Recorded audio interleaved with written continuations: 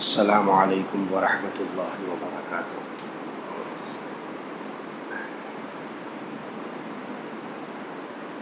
بسم اللہ الرحمن الرحیم۔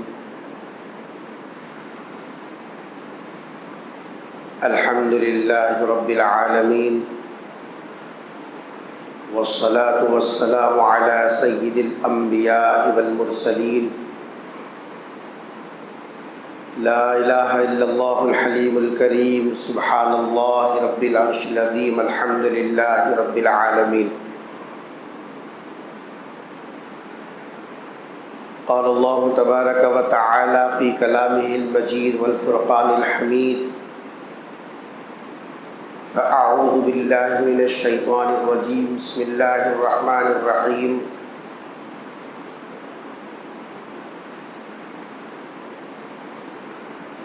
فنجعل لعنۃ اللہ علی الکاذبین۔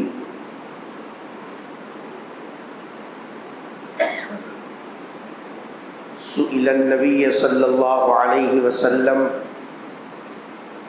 ایکون المؤمن کذابا؟ قال لا، او کما قال علیہ الصلاۃ والسلام۔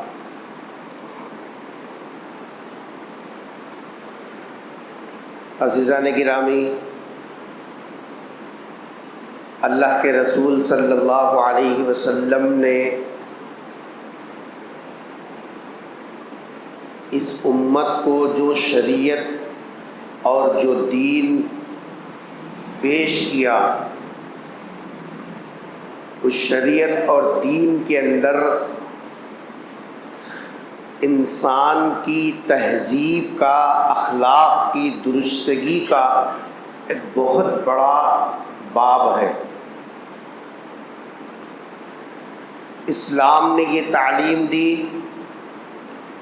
کہ مسلمان کی زندگی ہر خرابی سے محفوظ رہے اور ہر خوبی ایمان والا اپنے اندر پیدا کرے۔ حضور اکرم صلی اللہ علیہ وسلم نے وہ خرابیوں کا بھی ذکر کیا جن خرابیوں میں ملوث ہونے کی وجہ سے وہ کبھی اللہ کی نظر سے گر جاتا ہے، کبھی دنیاوی مسائل میں الجھ جاتا ہے، کبھی اس کے اعمال برباد ہو جاتے ہیں اور کبھی اس کی آخرت تباہ ہو جاتی ہے۔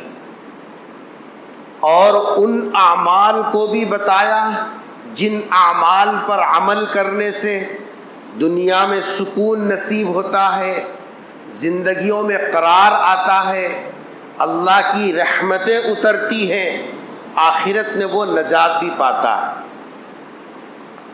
انہی میں سے ایک خرابی جو عام طور پر آج عمومی طور پر بھی وہ خرابی ہے، لیکن خصوصیت کے ساتھ مسلمانوں کے اندر بھی اس کی لت پڑ گئی۔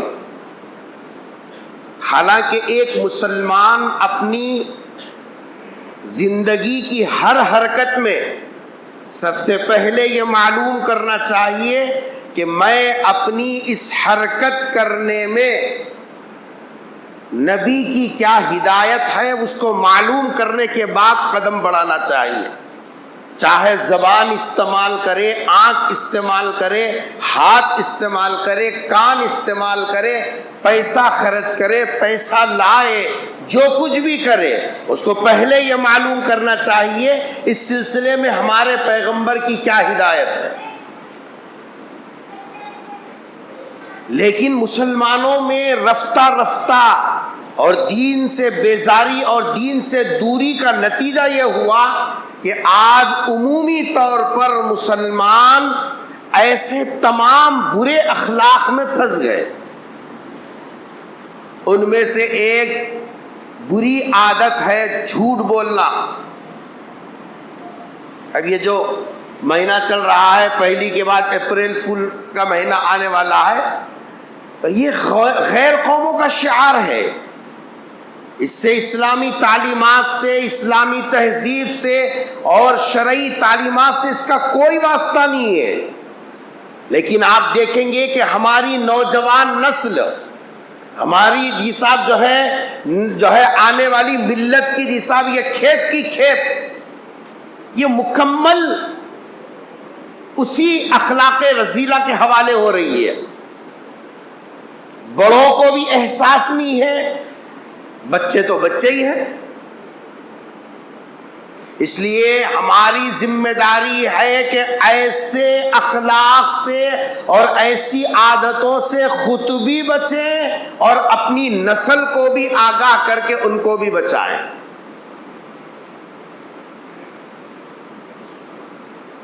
کیونکہ جھوٹ ایک ایسا عمل ہے جو آدمی کو کئی برائیوں کے اندر پھنسا دیتا.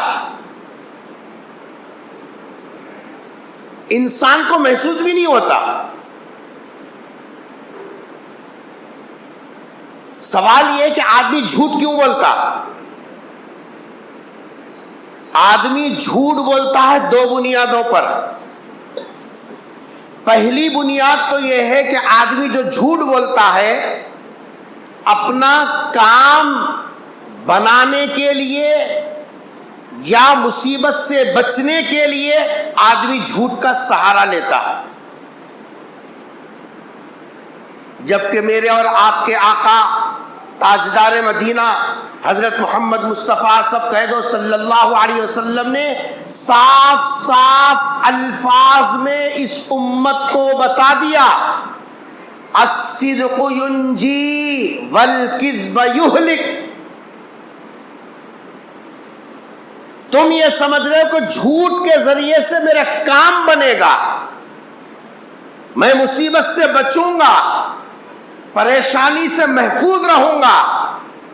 سرکار دو عالم صلی اللہ علیہ وسلم فرما رہے جھوٹ سے پریشانی میں پھنسے گا، مصائب کا شکار بنے گا.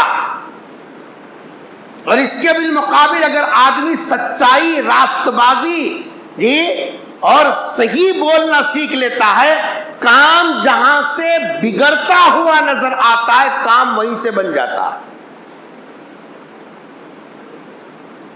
ہم کیا سمجھتے یا اگر صحیح بولے پھنس جاتے، لیکن سرکار کیا فرما رہے؟ ہماری عقل، ہمارا تجربہ، ہماری سوچ یہ بتا رہی ہے کہ اگر ہم یہاں سچ بولے نقصان اٹھائیں گے. جبکہ سرکار دو عالم صلی اللہ علیہ وسلم فرما رہے سچ بولنے میں فائدہ ہی فائدہ ہے. کتنے مرتبہ میں نے وہ واقعہ آپ کو سنایا ہمارے اسی ہندوستان کا، کتنے مرتبہ میں نے وہ واقعہ سنا ہمارے اسی ہندوستان کا. یو پی کا ایک علاقہ ہے کان دہل. کان دہلے کے اندر ایک زمین کے بارے میں مسلمان اور برادران وطن میں اس کی ملکیت کے بارے میں جھگڑا ہوا. مسلمان کہتے کہ ہماری زمین، برادران وطن کہتے کہ ہماری زمین. انگریز کے دور کا واقعہ. اور جب یہ آپس میں اختلاف بڑھا اور یہ اختلاف عدالت تک پہنچا، انگریز کی عدالت میں، اور دونوں طرف کی باتیں سننے کے بعد انگریز جج بھی یہ محسوس کیا کہ یہ دونوں کے دلائل میں کسی ایک طرف فیصلہ کریں گے یہ دونوں لڑ مڑ کے بڑھ جاتے ہیں. جج نے فیصلہ دیا کہ بھائی ایسا کرو، تم دونوں مل کر کسی ایک آدمی کو اپنا فیصل بنا دو، وہ جو گواہی دیں گے اس کے مطابق فیصلہ کریں گے.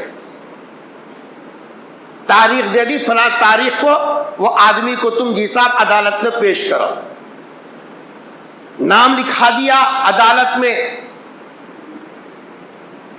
بہت بڑے اللہ والے تھے، ان کا نام تھا مفتی الہی بخش. نام لکھا دیا. مسلمان تو خوب کود رہے تھے، خوش ہو رہے تھے کہ بھائی کتا بھی گیا گزرا رہنے دے. مسجد کی زمین کے بارے میں مسلمان تو مسجد کی گواہی دیں گا. یہ خوب خوشیوں میں مست تھے. اور غیروں کے چہرے، برادران وطن کے چہرے مرجھائے ہوئے تھے، لیکن انہوں نے کہا کہ بھئی تاریخ آنے تو دیکھیں گے۔ تاریخ آئی، عدالت میں دونوں فریقین جمع ہوئے،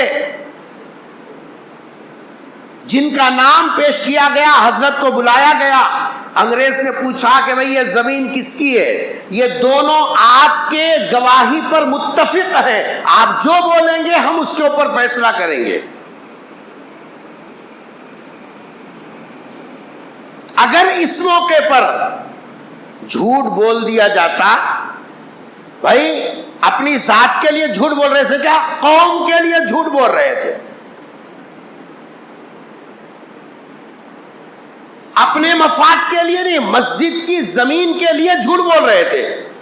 اگر ہم جیسے لوگ ہوتے تو بولتے صاحب مسجد کے واسطے بولنا گناہ ہے کیا مول صاحب؟ میرے ایک کے واسطے بولو کیا پوری قوم کے لیے بولو؟ لیکن پیغمبر صلی اللہ علیہ وسلم نے اس امت کو بتایا الصدق ینجی، سچائی میں ہمیشہ کامیابی، اگرچہ کہ کام بگڑتا ہوا نظر آئے گا، کیونکہ عدالت ایسی جگہ ہے جہاں تمہاری زبان سے جو لفظ نکل گیا بس فیصلہ ہو گیا۔ حضرت عدالت کے کٹہرے میں کھڑے ہوئے اور انگریز کے پوچھنے پر جواب دیا کہ یہ زمین ہندوؤں کی ہے، برادران وطن کی ہے، صاف صاف سچ بولا۔ انگریز نے دوسرا سوال کیا کہ بھئی جب زمین ان کی ہے تو کیا اس کے اوپر یہ اپنا عبادت خانہ، مندر وغیرہ بنا لے؟ حضرت نے فرمایا کہ ان کی ملکیت ہے، چاہے گھر بنا لے، جو چاہے بنا لے، اس کی ملکیت وہ جو چاہے کر سکتا۔ انگریز نے فیصلہ لکھا کہ یہ زمین برادران وطن کی ملکیت ہے، مسلمانوں کی نہیں ہے، لیکن اس کے آگے ایک جملے کا اضافہ کیا اور اس نے آگے لکھا آج اسلام جیت گیا، مسلمان ہار گئے۔ اسلام جیت گیا اس واسطے کہ اسلام کی تعلیم ہے سچ بولو، سچائی میں نجات ہے، سچائی میں نفع ہے۔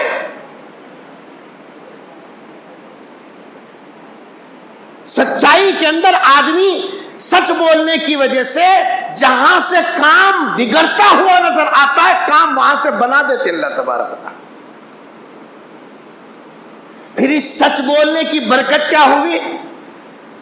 جب انگریز نے اپنا فیصلہ سنا کہ آج اسلام جیت گیا اور مسلمان جو اتنے دنوں سے لڑ رہے تھے ہماری مسلمان ہار گئے، جب یہ سچ بولے تو اس کا فائدہ یہ ہوا کہ جو قوم، جو برادران وطن جن کے حق میں عدالت نے فیصلہ کر دیا تھا، انہوں نے کہا کہ جب مسلمان عدالت کے اندر بھی نقصان ہوتا ہوا دیکھ کر بھی سچ بول سکتی ہے تو ہم اپنا مذہب تبدیل کرتے ہیں، مسلمانوں کا کلمہ پڑھتے ہیں اور عدالت میں یہ اعلان کرتے ہیں کہ ہم اپنے پیسوں سے یہاں مسجد بنائیں گے۔ تھوڑی دیر پہلے کیا سمجھ میں آ رہا تھا؟ جھوٹ بولو زمین مل جائے گی، جھوٹ بولو مسلمانوں کا بھلا ہو جائے گا، جھوٹ بولو قوم کی ناک اونچی ہوگی۔ لیکن سرکار دو عالم صلی اللہ علیہ وسلم نے جو کہا 16 آنے صحیح، آپ نے فرمایا کہ سچائی کے اندر نجات ہے۔ آج عدالتوں میں جھوٹ، اخبارات میں جھوٹ، تجارت میں جھوٹ، نہیں بڑے چھوٹوں کے سامنے جھوٹ بول رہے، استاد شاگرد کے سامنے جھوٹ بول رہا، شوہر بیوی کے سامنے جھوٹ بول رہا، باپ اولاد کے سامنے جھوٹ بول رہا، انہیں جھوٹ کو گناہ نہیں سمجھ رہے۔ زندگی کے جس شعبے میں آپ دیکھیں گے ہر جگہ جھوٹ جھوٹ صنعت کر گیا، جبکہ سرکار نے کیا فرمایا؟ الکذب یہلک، جھوٹ آدمی کو ہلاک کر دیتی۔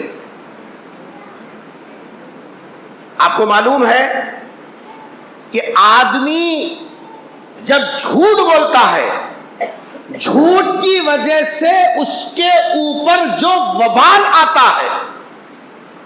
قرآن کریم کی جو آیت میں نے پڑھی اس کے اندر اللہ تبارک و تعالیٰ نے ارشاد فرمایا لعنت اللہ علی الکاذبین.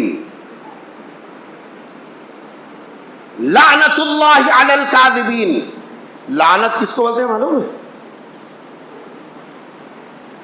لعنت کس کو کہتے ہیں معلوم ہے؟ پورے اسلام کی تعلیمات اٹھا کے دیکھو، پورے اسلام کی تعلیمات. اسلام میں شریعت میں سب سے سخت لفظ، قرآن میں حدیث میں اگر کوئی سب سے سخت لفظ اگر استعمال ہوا تو وہ آخری لفظ ہے لعنت. اس سے زیادہ سخت لفظ استعمال نہیں ہوا، اس سے زیادہ سخت لفظ استعمال نہیں ہوا. اور لعنت کے معنی کیا ہے؟ اللہ کی رحمت سے دور ہو جانا. اور آپ کو معلوم ہونا چاہیے ہمارے عرف عام میں ہم ایک دوسرے کو جو بددعا دے لیتے نا، بددعا سمجھتے نہیں سمجھتے؟ آپس میں جو بددعا دے لیتے ایک دوسرے کو، بددعا کا آخری درجہ، بددعا کا آخری درجہ، اس آخری درجے کا نام ہے لعنت. اب اس کے بعد کوئی لفظ ہی نہیں ہے. کسی کو بددعا دینا ہے، موٹی زبان میں اٹھا کو مٹھی ڈالنا ہے، اس کے لیے آخری لفظ کیا ہے؟ آخری لفظ ہے لعنت. اور وہ لعنت کا لفظ قرآن نے جھوٹوں کے لیے استعمال کیا. لعنت اللہ علی الکاذبین. نماز چھوڑنے پر لعنت نہیں بتائی، زنا کرنے پر لعنت نہیں بتائی، چوری کرنے پر لعنت نہیں بتائی، قتل کرنے پر لعنت نہیں بتائی، بلکہ لعنت بتائی لعنت اللہ علی الکاذبین. لعنت ہے اللہ کی رحمت سے دوری ہے، بددعا کا آخری درجہ. وہ کس کے لیے؟ جھوٹوں کے لیے. سرکار دو عالم صلی اللہ علیہ وسلم کی خدمت میں ایک گنہگار شخص آیا. سیرت النبی کے اندر یہ واقعہ لکھا. آ کر عرض کیا کہ اللہ کے رسول، میرے اندر بہت برائیاں ہیں. 4 برائیاں تو میں روزانہ 4 برائیوں میں پڑتا ہوں. ایک تو میں بدکاری کرتا ہوں، زناکاری میں پھنستا ہوں. دوسرے شراب بھی پیتا ہوں. تیسرے چوری بھی کرتا ہوں، جھوٹ بھی بولتا ہوں. یہ 4 برائیاں میرے اندر رگ و ریشے کے اندر پیوست ہے. میں کوئی ایک گناہ تو چھوڑ سکتا ہوں، پورے چھوڑنا میرے لیے مشکل ہے. آپ ان 4 میں سے کوئی ایک بتا دیجئے، میں اس سے توبہ کروں گا آپ کے ہاتھ پر. پہلا گناہ کیا گنوایا؟ پہلا بتایا بدکاری. ہماری نظر میں بدکاری کتنا برا گناہ ہے، زنا کرنا. سماج میں جی صاحب جو ہے سوسائٹی میں ایسے آدمی کو جو بدکاری کرتا ہے کوئی بھی اچھی نظر سے نہیں دیکھتا. کتنے جی صاحب بہترین استری کے کپڑے پہننے نہ دے، کوئی سی گاڑی پر چلنے دے، صاحب گری ہوئی نظر سے دیکھتے. سوسائٹی میں اس کا کوئی مقام نہیں. دوسرا گناہ بتا رہا شراب پینا. اب وہ تو کیسا ہے سب کو معلوم ہے. تیسرے چوری کرنا. چور کو کیسی گری ہوئی نظر سے دیکھتے ہیں سماج میں. اور چوتھا بتایا جھوٹ بولنا. سرکار دو عالم صلی اللہ علیہ وسلم نے فرمایا میاں تم ایک گناہ سے توبہ کر لو، اور وہ ہے جھوٹ سے توبہ کرو، آئندہ جھوٹ نہیں بولیں گے. چنانچہ حضور اکرم صلی اللہ علیہ وسلم سے وعدہ کیا کہ میں اب سے جھوٹ نہیں بولا. بقیہ یہ 3 کام کے بارے میں حضور نے بھی کچھ نہیں کہا، اور اس نے تو پہلے کہہ دیا کہ اب سب چھوڑنا تو میرے لیے مشکل ہے، کوئی ایک کے بارے میں آپ بتا دیجیے میں توبہ کر لوں گا. سرکار نے فرمایا کہ جھوٹ سے توبہ کرو. بس توبہ کر کے تو چلا گیا. سیرت نگاروں نے لکھا شام ہوئی, طلب ہوئی شراب کی, شراب کا جام ہاتھ میں لیا. جب منہ کو لگانے لگا تو دل میں خیال آیا صبح کو نبی سے ملوں گا, پوچھیں گے شراب پیا تھا, کیونکہ اب تک تو میں کیا کر رہا ہوں نبی کو نہیں معلوم تھا. میں خود بول کے آیا میں شراب بھی پیتا ہوں, بدکاری بھی کرتا ہوں, فلاں بھی کرتا ہوں, فلاں بھی کرتا ہوں. اب صبح میں ملاقات ہوگی, سرکار پوچھیں گے شراب پیا, اگر پیا بولا شراب کی سزا لگتی, نہیں پیو بولا جھوٹ بولے جیسا ہوتا. اب کیا کرنا, وہ مٹکا وہیں رکھ دیا. بدکاری کا موقع ملا, وہاں بھی یہ ذہن میں خیال آیا صبح کو سرکار ملیں گے, پوچھیں گے رات نے بدکاری کی, اگر میں بولا کیا سزا ملے گی, کوڑوں کی سزا. نہیں کہا تو جھوٹ بولوں گا, اور میں نے توبہ کی ہے, وعدہ کیا سرکار سے کہ جھوٹ نہیں بولوں گا. وہاں سے بھی منہ پلٹا کے آ گیا. جب رات اندھیری ہوئی, جیب خالی نظر آیا. اب جن کو عادت ہوتی ان کی بے چینی وہی سمجھ سکتے. پان کی عادت, سگریٹ کی عادت جب پڑ جاتی اور ذرا آدھا گھنٹہ ادھر ادھر ہو گیا تو پھر دیکھنا جیوا مت لیتے ہو, اندر سے باہر, باہر سے اندر. کیا ہوا خان صاحب, کہیں کو اندر باہر, پھر اب بھی کھائے نہ ٹوٹنے. انہیں وہ کھانا اپنی جگہ مگر کی, وہ کھاتے پان کھانے کی عادت ہے, دھاگا گلگلا رہی, کوئی بھی لانے والا نہیں ہے. عادت پڑ گئی, بے چینی شروع. پینے کی عادت کیسا ہوتا, گھر میں مہمانہ رہنے دے, موتا رہنے دے, لاش پڑ کو رہنے دے, دواخانے میں وینٹیلیٹر پر رہنے دے, ٹائم ہو گئے آنکھ بچا کے غیب. کچھ بھی نہیں ملا تو بیگم کی ساڑی صحیح لگ جا کے رکھتا, پی کو آنے کے بعد سب باتیں کرتا ہوں. عادت پڑ گئی, بے چینی شروع. اب رات ہوئی, روزانہ گھرا کودنے کی عادت. اب جب بے چینی شروع ہوئی چوری کے وقت پر, پھر وہی دماغ میں خیال آیا کروں گا. سرکار پوچھتے کرا, اب کرا بولا تو ہاتھ کرتا, نہیں بولا جھوٹ بولے سا ہوتا. صبح ہوئی, پیغمبر صلی اللہ علیہ وسلم کی خدمت میں حاضر ہوا, حضور اکرم صلی اللہ علیہ وسلم سے کہنے لگا کہ اللہ کے رسول, آپ نے ایک بری عادت سے توبہ کرائی, لیکن وہ ایک کی برکت سے میں تینوں سے چھڑ گیا. کرائی تو ایک سے توبہ, لیکن وہ ایک کی برکت یہ ہوئی شراب جیسی چیز چھوڑ گئی, بدکاری جیسی جیسا چیز چھوڑ گئی, چوری جیسا عمل چھوڑ دیا, لیکن ایک کی وجہ سے. اور وہ کون سی چیز تھی؟ وہ جھوٹ سے بچ. آج ہم جھوٹ کو گناہ ہی نہیں سمجھ رہی, کہاں کہاں جھوٹ بول رہی, کیسا کیسا جھوٹ بول رہی. اللہ حفاظت فرمائے. اس لیے ہماری ذمہ داری ہے یہ جو غیروں کی دیکھا دیکھی, دوسروں کی نقالی میں ہم لوگ جو اپریل کی پہلی تاریخ کو جھوٹ بولنے کو ہم حلال سمجھ رہے ہیں. آپ کو معلوم ہے اپریل فول منانے میں دو گناہ ہیں, ایک جھوٹ بھی ہے, دوسرا دھوکہ بھی ہے. وہاں تو سمجھ میں آیا تھا ایک آدمی جھوٹ بول رہا, کہیں کو بھائی پریشانی سے بچنے, مصیبت سے بچنے, کام نکالنے کے واسطے بول کے جھوٹ بولا تو بات سمجھ میں آتی. اپریل فول منانے میں کون سا کام ہے رے تیرا, کون سا کیا کام, کیا تک کو ہے, تیری فیر آگے نہیں بڑھ رہی, یا تیری پھانسی لگ رہی, کچھ تو پریشانی مبتلا, کیا ہے, کہیں کو رجو. کوئی مقصد نہیں ہے سامنے والے کو الو بنانا. تو یہ الو بنانے کو اصطلاح بولتے ہیں دھوکہ دینا. اس گناہ میں, گناہ دیکھنے میں ایک ہے لیکن حقیقت میں دو گناہ ہے, ایک جھوٹ بولنے کا مستقل گناہ اور دوسرے دھوکہ دینے کا. جھوٹ کا گناہ تو کتنا ہے. حدیث میں آتا ہے سرکار دو عالم صلی اللہ علیہ وسلم نے ارشاد فرمایا جھوٹ بولنے کی وجہ سے آدمی رحمت سے اور اللہ کے قرب سے میلوں دور ہو جاتا. میلوں دور. دھوکہ تو دھوکہ ہی ہے.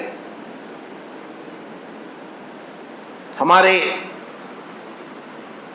ائمہ اربعہ میں سے ایک امام ہے جن کا نام ہے امام احمد بن حنبل رحمۃ اللہ علیہ. ان کے سلسلے کے ایک مرید نے قصہ لکھا. ایک مرتبہ گھر میں پلنگ پر بیٹھے ہوئے تھے, رات میں ٹڈا مر گیا. ٹڈا سمجھتے نا, ٹڈا مر گیا. چونٹیوں کی عادت ہے کہ جب وہ بلوں سے نکلتی اپنی غذا کو تلاش کرتی ہے, تو ایک یہ دیکھ رہے تھے ایک چونٹی بل سے نکلی اور مرے ہوئے ٹڈے کو دیکھا, دیکھ کر اپنے بل میں واپس گئی, جا کر سب اپنے چونٹیوں کو بلا کر لا رہی. حضرت کہتے ہیں کہ میں نے آہستہ سے وہ مرا ہوا ٹڈا اٹھا کے بازو رکھ لیا. اب وہ چونٹیاں تو آئی, تلاش کری ادھر ادھر, پورا دیکھنے کے بعد کہیں بھی نہیں ہے. پھر واپس اپنے بلوں میں واپس چلی گئی. حضرت کہتے کہ جب سب چلے گئے تو میں اٹھا کے پھر وہی رکھا. وہ پہلے والی جو چونٹی تھی پھر آئی, پھر دیکھا کہ یہی ہے, پھر گئی.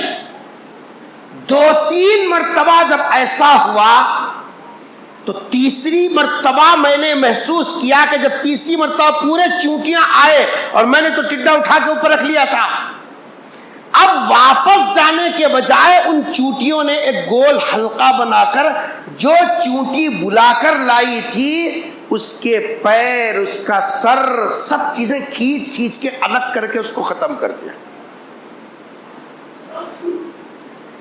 ان کے تو جسم پہ ہیبت طاری ہو گئی. صبح میں اپنے استاد سے ذکر کیا کہ گھر میں ایسا ایسا واقعہ پیش آیا. استاد نے جواب دیا دراصل وہ تمام چونٹیوں نے پہلی چونٹی کو دھوکے کی سزا دی, جا کر اطلاع دی کہ یہاں غذا ہے آؤ. آ کر دیکھا تو 1 مرتبہ 2 مرتبہ 3 مرتبہ نہیں نظر آیا, یہ جھوٹ تھا. اور دوسرے غذا ہے بول کر بلا کر لائی, یہ دھوکہ تھا. ان چونٹیوں کے قافلے نے اس چونٹی کو دھوکے کی سزا دی. آگے لکھا دھوکے کی سزا یہ ہے. ہم کسی کو اپریل فول کا لفظ استعمال کرتے ہیں. دیکھو دیکھو تمہارا فون آیا, تمہارے راستے میں گفٹ لایا, دروازے پہ کوئی بلا رہے تمہارے کو. اس طریقے سے جو لوگوں کو بناتے ہیں, اور جب وہ آدمی حیران پریشان ہو جاتا ہے تو ہم کہتے ہیں صاحب نہیں ایسی اپریل فول کے طور پر میں نے کہا تھا. یہ جھوٹ بھی ہے اور سو گئے پورے, جھوٹ بھی ہے ساتھ میں دھوکہ بھی ہے. بابا جان بھی ہنس رہے بیٹا کر رہا تو, دادا جان بھی ہنس رہے پوترا کر رہا تو, احساس نہیں ہے. یہ آہستہ آہستہ اس کے اندر جھوٹ کا زہر سرایت کر رہا ہے. اس لیے حضور اکرم صلی اللہ علیہ وسلم سے پوچھا اللہ کے رسول ایکون المؤمن جبرانا, اللہ کے رسول ایمان والا بزدل ہو سکتا کیا؟ سرکار نے فرمایا کہ ہو سکتا. پھر پوچھا ایکون المؤمن بخیلا, اللہ کے رسول کیا ایمان والا کنجوس ہو سکتا کیا؟ کہا کہ ہو سکتا. پھر پوچھا ایکون المؤمن کذابا, کیا ایمان والا جھوٹا ہو سکتا؟ سرکار کے الفاظ بیہقی اور امام مالک موطا امام مالک اٹھا کے دیکھو, سرکار نے فرمایا کہ اللہ مومن بزدل تو ہو سکتا ہے, مومن بخیل تو ہو سکتا ہے, لیکن ایمان کے ساتھ جھوٹ جمع نہیں ہو سکتا. اس لیے ہماری اپنی ذمہ داری ہے, ہم دنیا جدھر چل رہی ہے ادھر چلنا ہمارا شیوا نہیں ہے. ہمارا شیوا مومن کی پہچان سچائی ہے, دھوکہ نہیں ہے. ایک دوسرے کو دھوکہ دینا یہ مومن کا شعار نہیں ہے. اللہ سے دعا ہے کہ اللہ تبارک و تعالی ہم سب کو سرکار دو عالم صلی اللہ علیہ وسلم کی لائی ہوئی پاکیزہ اور مطہرہ شریعت کو سمجھنے اور اس پر عمل کرنے کی توفیق نصیب فرمائے۔ وآخر دعوانا ان الحمد للہ رب العالمین۔ السلام علیکم ورحمۃ اللہ وبرکاتہ۔